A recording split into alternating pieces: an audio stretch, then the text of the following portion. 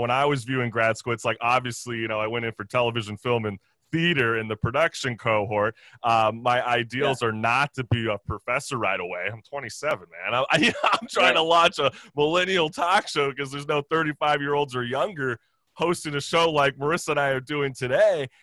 But then when I think about my degree, I also think, hey, wow, this is kind of a great security blanket for me to know that, you know, when I get older, I possibly have those positions later down the road.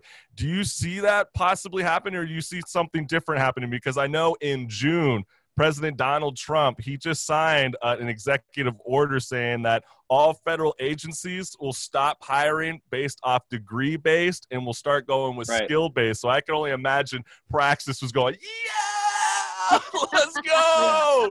We finally got some momentum going. So I mean, we've been seeing that play out in the real world for, you know, last 6-7 years of Praxis. You know, especially we work with like a lot of tech startups. They've been known as an industry to like not want to see those MBAs come in the door that are typically like, all right, I'm going to go get my MBA and then I'm going to go work at like a large consulting firm or a corporation.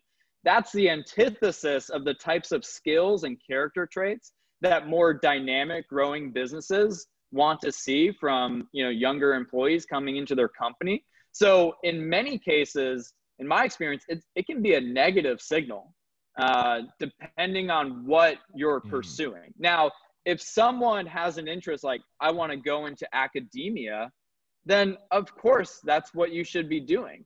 But as far as it translating into different professional careers, I think for the last 30 years, it's just been assumed this is an automatic positive to myself as a candidate and my professional development.